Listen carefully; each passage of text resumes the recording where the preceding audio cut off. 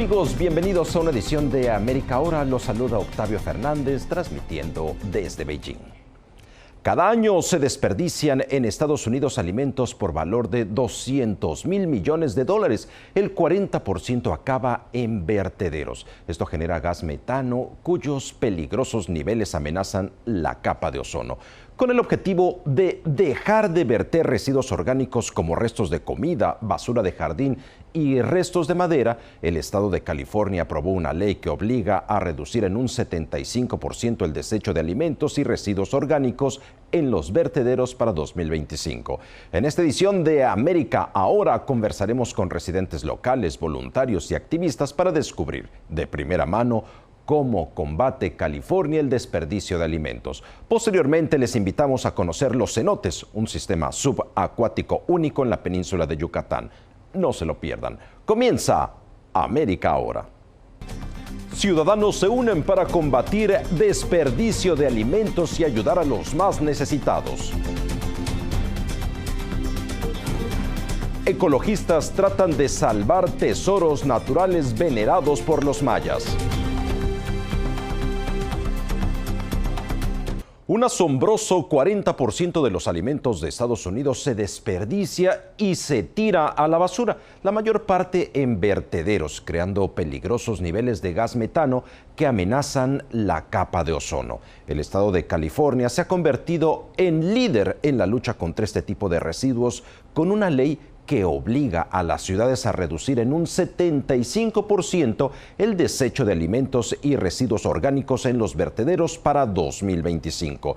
Un ejemplo de los progresos realizados hasta ahora es la ciudad de Fresno, en el centro de California. Gracias a los proyectos comunitarios de reparto de alimentos y el creciente número de huertos comunitarios que están surgiendo, se consumen más alimentos que nunca en lugar de desperdiciarse.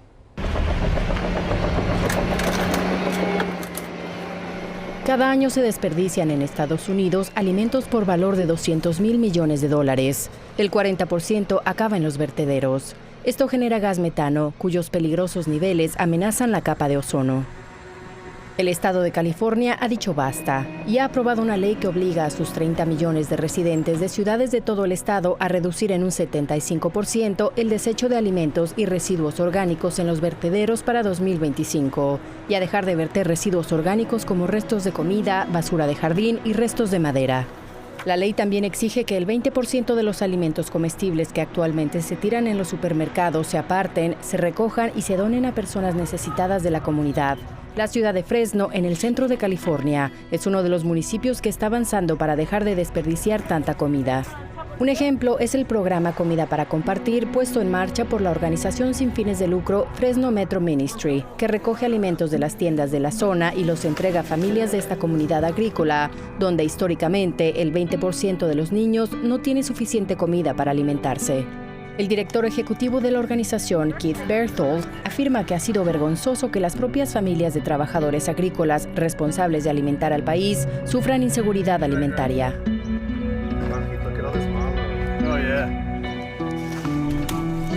Es muy importante que la gente entienda que Fresno está situado en medio de la región productora de alimentos más fuerte del mundo.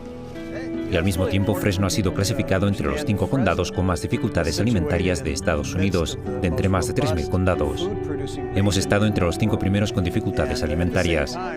Así que nos metimos de lleno en la recuperación y distribución de alimentos, intentando reducir su desperdicio.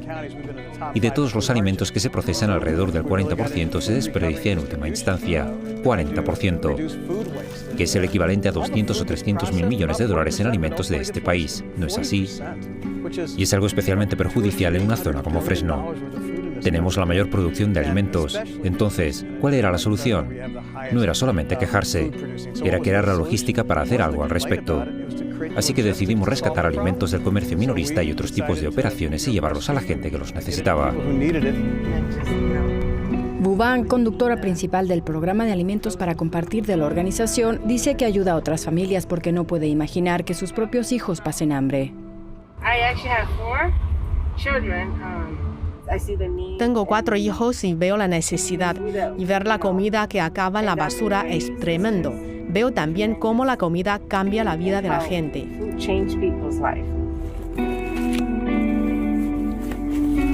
De acuerdo con la Administración de Alimentos y Medicamentos de Estados Unidos, las principales fuentes de desperdicio alimentario en el país son la industria alimentaria y los consumidores, que tiran a la basura los productos que no tienen un aspecto perfecto. Según la FDA, las tiendas y los consumidores deben examinar con más atención los alimentos con fecha de caducidad, ya que muchos de ellos pueden consumirse sin peligro unos días después de esa fecha. La FDA dice que las formas de evitar el desperdicio de alimentos incluyen no comprar más alimentos de los que se pueden utilizar antes de que se estropeen, planificar las comidas y utilizar listas de compra, pensar en lo que se compra y cuándo se va a consumir, revisar la nevera y la despensa para evitar comprar lo que ya se tiene, evitar las compras impulsivas y a granel, sobre todo de productos agrícolas y lácteos, cuya vida útil es limitada. Cuando se come en restaurantes, ser más conscientes de lo que se come. Si no se tiene mucha hambre, pedir raciones más pequeñas, llevar las sobras a casa y refrigerarlas o congelarlas en menos de 2 horas. Keith Berthold afirma que los beneficios de la recuperación y el reparto de alimentos no solo los perciben las personas sin hogar, sino también las familias de clase trabajadora que luchan contra el aumento del precio de los alimentos o la inflación alimentaria en Estados Unidos.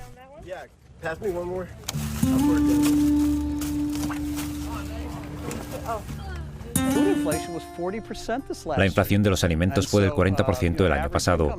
Los ingresos medios no aumentaron, especialmente para las personas que reciben algún tipo de ayuda o tienen un empleo marginal. Así que creo que la inflación de los alimentos y el acceso a alimentos sanos a un precio razonable es un problema enorme. Asegurarse de que los niños y las familias coman para que puedan ser miembros productivos de la sociedad y sentirse bien consigo mismos no tiene precio. Por ejemplo, estos residentes de Fresno hacen cola hoy para recibir alimentos frente a esta despensa gestionada por una iglesia local. Muchos dicen que este mes solo han tenido dinero para pagar el alquiler y que dependen de este programa de reparto de alimentos para alimentar a sus familias, como Carlos, padre y abuelo, que afirma que estos alimentos suponen una gran diferencia a la hora de alimentar a su familia. Es una pena que los desechen, que los tiren a la basura. Es una lástima. Tienen que dárselos a la gente que lo necesita. Mucha gente que no puede pagar el alquiler, la factura de la luz. ¿Qué tan grande es su familia? Somos una familia grande. ¿Cuántos hijos tiene? Tengo 5 hijos. Esto es lo que significa amar al prójimo, ¿verdad? La voluntaria Nancy Donat dice que esta comida alimentará a más de 40 familias de hasta 200 miembros y dice que no es justo que se desperdicie tanta comida en este país. Es una locura la manera en la que está dirigida nuestra sociedad, que las tiendas no puedan vender ciertos alimentos después de cierto tiempo. El estado de California afirma que el otro beneficio importante de no desperdiciar alimentos es la menor cantidad de residuos en los vertederos. La ley de eliminación de residuos del estado exige ahora a sus 30 millones de ciudadanos y a 58 gobiernos de condados diferentes y 500 municipios que empiecen a tomar decisiones más conscientes a la hora de tirar la basura. Joseph Kalpakov es presidente y director general de Mid Valley Disposal, una empresa familiar de eliminación de residuos que lleva mucho tiempo prestando servicio en la región de Fresno y que se ha convertido en un actor importante a la hora de ayudar a los residentes a eliminar adecuadamente los residuos orgánicos y mantenerlos fuera de los vertederos para reducir los niveles de gas metano liberado al medio ambiente. Las emisiones de gases de efecto invernadero no son buenas para el medio ambiente. Kalpakov dice que ahora, en lugar de transportar los residuos orgánicos a un vertedero, Mid Valley Disposal los trae aquí a su planta y los convierte en abono, montañas de abono, primero clasificando y luego triturando los residuos orgánicos y luego en un lecho, que fermenta durante 10 semanas bajo estas enormes lonas de Gore-Tex. Y debido a que el abono está por encima del suelo, expuesto al oxígeno, no puede producir metano como los residuos al estar enterrados bajo tierra. Esta planta se encuentra a las afueras de Fresno, en la pequeña ciudad de Kerman, y ahora es conocida por producir el mejor abono orgánico de Kerman, que se vende a agricultores y jardineros ciudadanos por igual en esta región. Reciclar los residuos alimentarios, dice Kalpakov, es mucho más sano para el medio ambiente y las personas.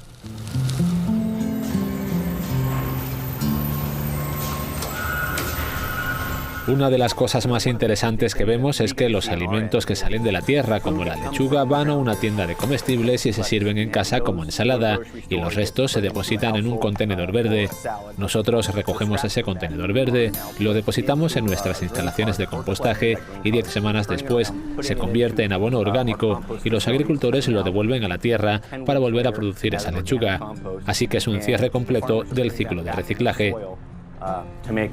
That head of lettuce again. So it's a full closing the loop recycling. Hello. Otra cosa que ha hecho Keith Berthold para combatir el desperdicio de alimentos es convencer al gobierno local de que done parcelas a los barrios para huertos comunitarios, en parte para que los padres enseñen a sus hijos qué son los alimentos nutritivos y de dónde proceden, de modo que los aprecien más y no los desperdicien. Estos niños creen que toda la comida viene del supermercado, de las tiendas. Y teniendo el huerto aquí, saben que todo está plantado y que viene de la tierra y que es la tierra la que nos lo da. Como aquí en el huerto y granja comunitarios de Yeovil, en el suroeste de Fresno. Chris de León, residente local, gestiona este terreno donde 50 familias del barrio cultivan sus propias frutas y verduras frescas. Se trata de un huerto comunitario y granja urbana de 7 acres y medio, diseñado y plantado para crear seguridad alimentaria y acceso a los alimentos en el suroeste de Fresno. Chris dice que al crecer, él también experimentó inseguridad alimentaria en zonas de bajos ingresos de Fresno, habitadas por trabajadores agrícolas y otras personas con empleos de salario mínimo, donde a menudo no se podía acceder a alimentos sanos, zonas conocidas como desiertos alimentarios.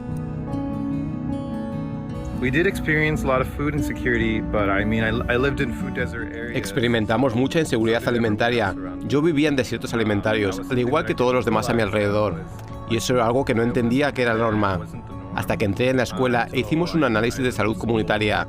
Estábamos mirando diferentes estadísticas de diferentes comunidades y ahí fue cuando finalmente me di cuenta de que este es un problema que es exclusivo de nuestras comunidades. Anima a otros jóvenes de su generación a crear huertos comunitarios en sus barrios.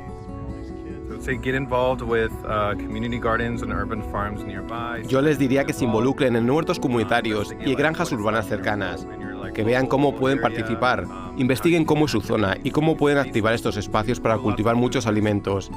Porque creo que el miedo frena a la gente a no saber cómo cultivar alimentos, pero solo tienen que empezar a poner algo sobre el terreno y ver qué pasa.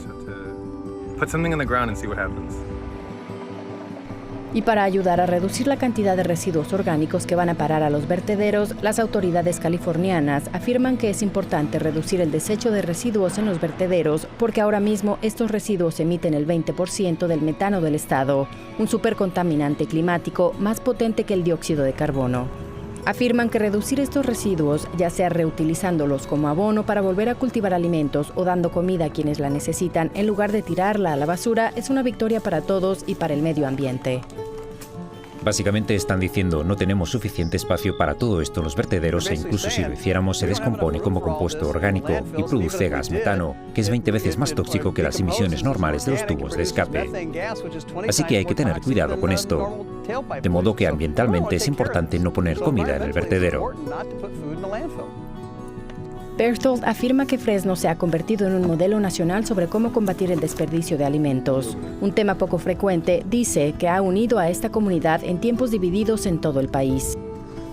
Trabajamos con todo el mundo, a la derecha, a la izquierda, al centro, y lo hicimos intencionadamente. Elegimos la alimentación como tema que uniría a la gente, no que la dividiría, y ha demostrado ser acertado. Ha reunido a grandes industrias y pequeños vecinos y pequeñas organizaciones, y ha unido a conservadores y progresistas. No conocemos a nadie que esté en contra de reducir el despilfarro de alimentos ni de dar comida a la gente que la necesita. México es uno de los países del mundo con mayor biodiversidad, con áridos desiertos y húmedas selvas, costas embravecidas e impresionantes picos montañosos. En la península de Yucatán, hogar de la cultura maya, activistas medioambientales locales trabajan para proteger un sistema subacuático único, los cenotes. Sumerjámonos en ellos en el siguiente reportaje.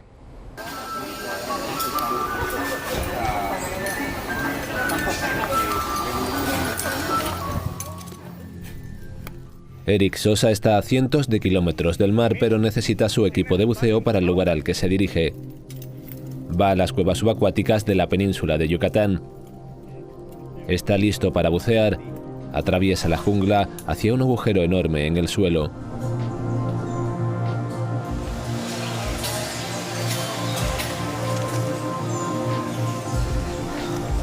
Esto es un cenote, de la palabra maya Tzonoot, un ecosistema único que se encuentra solo en esta región del planeta. Sosa desciende al submundo maya.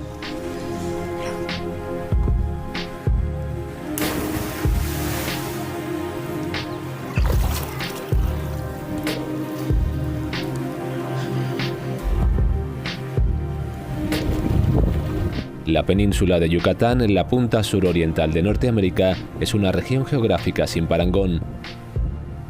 Formada entre el Golfo de México y el Mar Caribe, tiene 200.000 kilómetros cuadrados y es prácticamente plana. Está cubierta por bosques subtropicales. Rafael López es geólogo de la Universidad Nacional Autónoma de México y ha estudiado esta región en profundidad.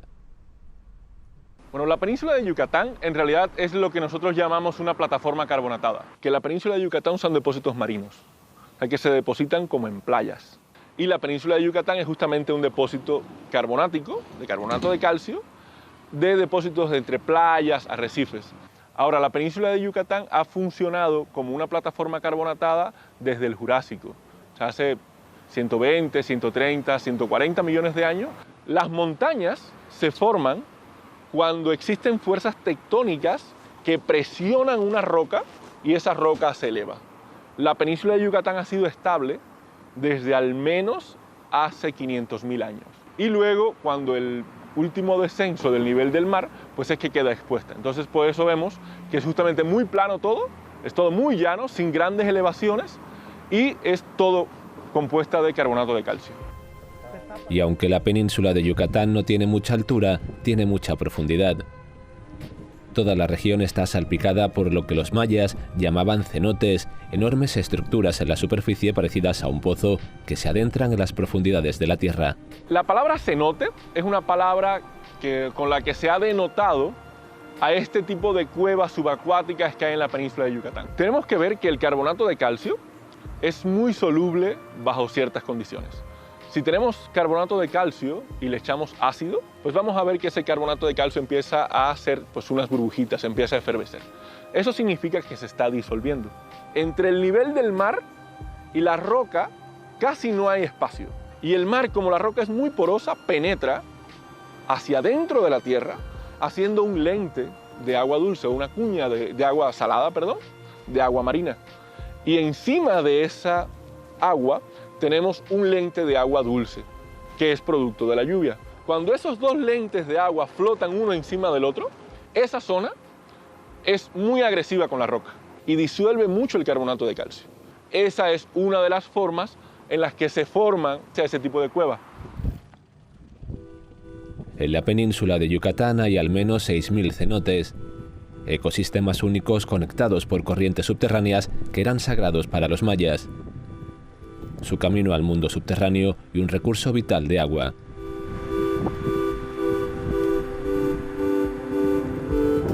Para los de la zona, específicamente de la península de Yucatán, pues estos eran lugares sagrados, porque era una manera de idolatrar a sus dioses y lo usaban para hacer sacrificios, para pedir buena cosecha, para pedir la lluvia.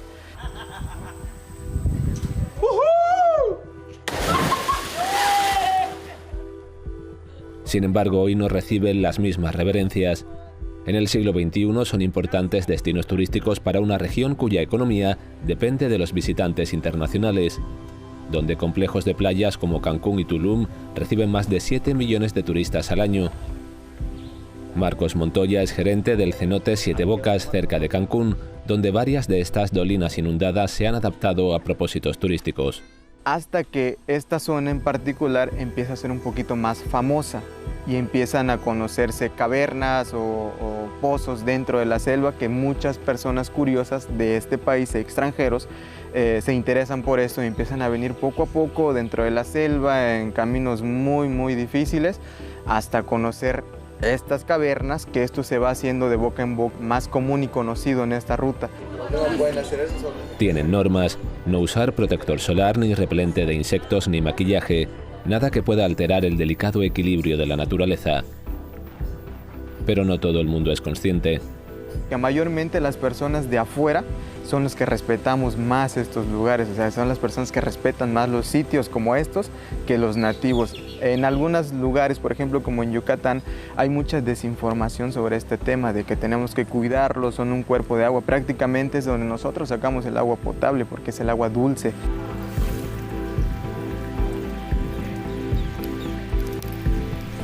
Y los más remotos se han convertido en un lugar en el que echar residuos. El agua que está en el subsuelo.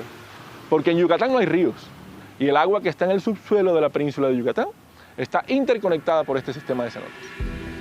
Para decirlo claramente, si yo tiro una basura en un cenote a 20 kilómetros, estoy afectando a todo lo que está de ahí hasta el mar. Aquí es donde intervienen Eric y sus colegas. Pues somos un equipo de buzos, desde los niveles más básicos hasta niveles técnicos, instructores de buceo técnico, y pues nos dedicamos a saneamiento de cenotes y grutas en el estado de Yucatán.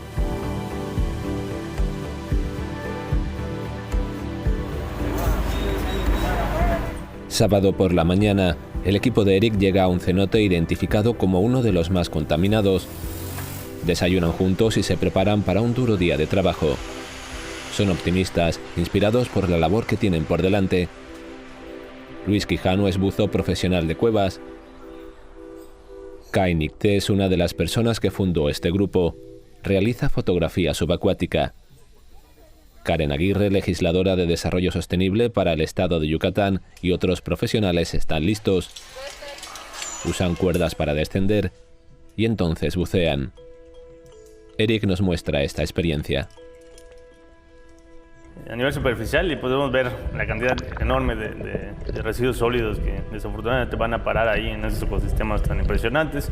Para hacer el saneamiento tiene todo un protocolo, ¿no? Si hay algún elemento que te pueda dañar, ¿no? Por ejemplo, vidrios rotos, o algún elemento químico incluso. Pueden ser buzos técnicos, pueden ser buzos recreativos. Si son 2 tanques o más tanques, si necesitamos técnicas verticales.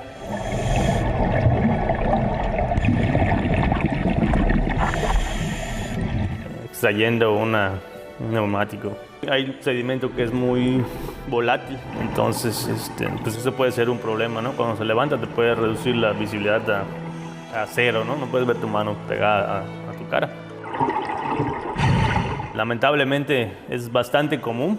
En muchos cenotes hemos encontrado baterías alcalinas, celulares, y bueno, aquí la imagen es una batería alcalina, ya se ve antigua porque ya se ve corroída, ya liberó sus contaminantes. En este caso tiene aproximadamente 5 metales pesados, y se estima que una sola batería de esas puede contaminar como 167,000 litros de agua, ¿no? Entonces, las malas prácticas que tenemos de echar las cosas a un hueco y ya no está.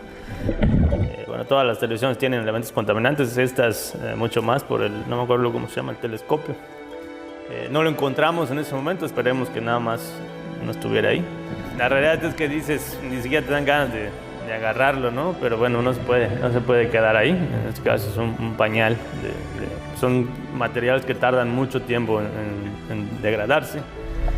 Impresionante la cantidad de residuos que puedes encontrar. A veces no saben ni dónde empezar. Lamentablemente hay muchas veces que hay cosas que son muy pequeñas o ya están en un proceso de degradación, ya están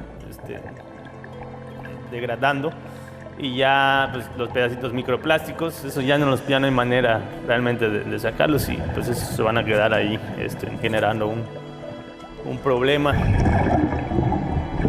Es un tobogán de algún juego infantil que alguien tuvo la grandiosa idea de ir a arrojar al cenote, no sabemos con qué. Y bueno, hay todas las labores, ¿no? Desde sacar esa cosa ahí atorada en una piedra como 15 metros, hasta tener que subirlo con una cuerda. Hoy el equipo de Eric ha sacado 30 bolsas de basura del suelo del cenote. Pesan 149 kilos. No se quejan del esfuerzo, pero realmente no disfrutan con lo que hacen. No, honestamente es que no me encanta. Yo preferiría estar explorando, nada más disfrutando de estos ecosistemas, ayudando a actividades de investigación. Si tuviese la elección, no los haría. Pero pues tampoco podemos taparnos los ojos y hacer como que no pasa nada. Es muy triste. De hecho, ya lo limpiaron. Tendrá 7 meses tal vez, o un año creo. Es un poco decepcionante, ¿no? Ver que te esfuerzas y regresas 15 días después y no hay mucho cambio, y esa es la intención de empezar con la educación ambiental, porque pues tal vez no está llegando ese mensaje, ¿no? O sea, se está limpiando, pero pues sí hay que llevar esa información a los habitantes o a la gente que los visita, ¿no? Si hay algo que Eric y su equipo han aprendido es que hay que tomar más medidas. Las actividades de saneamiento por sí solas no son suficientes. Ha habido muchos casos en donde se limpia el cenote un día y a la semana ya está igual o peor. Entonces es necesario tomar otras acciones. Realizan este trabajo desde 2016. Desde hace 2 años el gobierno estatal colabora con actividades para la comunidad local. Sobre todo, tratan de transmitir un mensaje a los niños. Pues la intervención con los niños, que es nuestro centro de atención. Los niños jalan a las mamás, jalan a los papás, ¿no? Y pues sobre todo, ¿qué puedo hacer yo en la comunidad, en mi casa, ¿no? O en la tiendita de la esquina, o hasta en la milpa, ¿no? ¿Qué podemos hacer para poder evitar que nuestros recursos naturales se contaminen? Además de llegar a los niños, hay incentivos económicos. Si la gente en comunidades pequeñas como esta, por ejemplo, nos ayuda separando lo valorizable, ¿no? Separando lo que es posible de poder generar una forma de reciclaje de esto le da un incentivo económico al municipio para que pueda recolectar y hacer que esto sea factible. Entonces estamos construyendo de abajo para arriba y de arriba para abajo la política pública, ¿no? Por eso le denominamos en Yucatán estrategia cero residuos. En esta región, que depende mucho del turismo, existen razones económicas que considerar. El ser humano siempre impacta la naturaleza. Si peleas con la naturaleza siempre te gana. Pero más que eso, sale muy caro arreglar el problema. Si usted causa un problema y un desequilibrio dentro de un ecosistema, vas a terminar arreglándolo porque te va a impactar económicamente, pero vas a gastar mucho dinero tratando de arreglarlo y no te va a quedar bien. A mí me gusta hablar en términos económicos porque las personas que toman decisiones, a veces, si usted le habla de un pequeño camarón que vive ahí desde hace 500.000 años, a veces como que no tiene mucha importancia. Sin embargo, si hablamos de los millones que va a costar restaurar un ecosistema para que tu playa siga funcionando, entonces sí, a veces nos entendemos. Mientras que las comunidades se ponen al día, quizás el turismo pueda salvar los cenotes. Un buen recurso, el turismo, darle un valor agregado a estos ecosistemas, sería un beneficio económico para las comunidades. Por supuesto que sí, la mayoría, más del 95% me atrevería a decir que pues al ya estar aprovechándolo, pues precisamente lo cuidan, ve que no se contamine y que siempre hay mucho que mejorar, pero sí, es un buen camino. Pero así sucio, pues ¿quién se va a acercar a verlo? Pues a mí me da gusto. ¿Por qué? Porque va a quedar limpio el cenote. Que venga algunos americanos o los gringos, como dicen, que venga hasta nosotros nos puede beneficiar. Porque nosotros podemos hacer nuestra venta para que tengamos también un poco de dinero. Quizás desde fuera se pueda ayudar a los residentes locales a ver los cenotes como sus ancestros mayas, maravillas naturales a las que venerar.